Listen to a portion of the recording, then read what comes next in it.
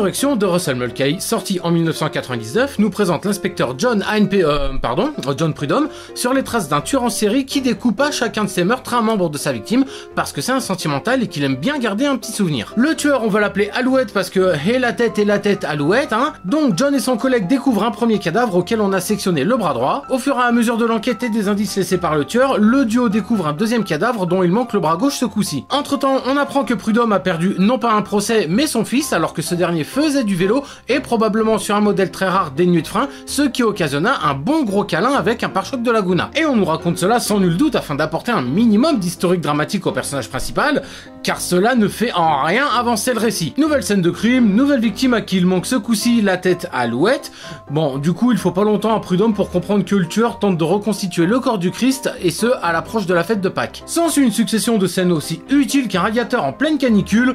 Prudhomme et son collègue collaborent avec l'agent du FBI Wingate qui passe faire coucou en speed, puis ils se rendent sur les lieux d'une récente boucherie de quartier où John tente de sauver une nouvelle victime en stoppant la mer Rouge avec ses petites mimines, le tout ponctué d'un jeu d'acteur des plus convaincants. Sauf que Alouette est encore dans les parages, le collègue de John le prend en chasse, se fait bolosser par ce dernier avant que celui-ci ne lui refile sa panoplie complète de vilain tueur. Du coup les flics, ils l'ont confondu avec le tueur et ils lui ont fait le coup des ligaments croisés, tu connais. Bon bah du coup c'est un petit peu mort pour le 400 mètres haies, hein, et en plus Alouette il a piqué la jambe du collègue de Prudhomme. Après avoir pris conseil auprès de Wingate, Prudhomme reçoit un message d'Alouette qui lui dit qu'il a buté sa femme, sauf que non, au bout de 30 secondes, on apprend qu'il s'agissait en fait de la meilleure amie de cette dernière qui venait faire du shopping pour le week-end. Bon, après quelques scènes inutiles, on apprend qu'en fait l'agent Wingate n'est pas celui qu'il prétend être, et oui, c'est bien lui le tueur. Il se fait choper, mais faute de preuves, il est relâché dans les 48 heures. Du coup, il procède à un nouveau meurtre, la flicaille découvre le Frankenstein d'Alouette représentant le Christ et qui semble dégager une douce odeur de lavande. Finalement, Prudhomme retrouve Alouette sur le toit d'un hôpital alors que ce dernier vient d'enlever un bébé pour finaliser son œuvre, je pense. Un bébé sauvé, un trou dans la main et Alouette qui meurt en signe de croix pour la thématique du film,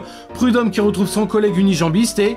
fin. Alors, je ne vais pas y aller par quatre chemins, Résurrection n'est pas un bon film. Le scénario est déjà vu des centaines de fois, l'intrigue ne nous tient pas en haleine, c'est mou, le jeu d'acteur est incroyablement mauvais à tel point que face au film, on se dit que ce sont des acteurs qui jouent, et pas que nous suivons des personnages de fiction. Certains travelling et effets visuels sont à la fois kitsch et nanardesques, et ça m'embête de dire tout ça, parce que moi, Christophe Lambert, je l'aime bien, mais là, il ne dégage rien, personne ne dégage quoi que ce soit. On se fout d'apprendre que la meilleure amie de la femme du héros, qu'on ne voit d'ailleurs même pas, est assassiné, on se fout de voir son collègue se faire amputer de la jambe, on se fout de tout. Ce film a tenté de surfer sur le succès de Seven de David Fincher, sauf que Seven est toujours incroyable à regarder même 23 ans après sa sortie. Pour vous dire, il a fallu que je mate le film 3 fois pour préparer cette vidéo, tellement je me suis emmerdé devant et qu'il ne m'a fait vibrer à aucun moment. Ça traîne en longueur et il y a des scènes qui semblent ne faire partie du film uniquement pour en rallonger la durée. Et moi, si je regarde un film, c'est justement pour vibrer, pour ressentir des choses. Et à la base, Résurrection devait être plus sanglant, plus gore,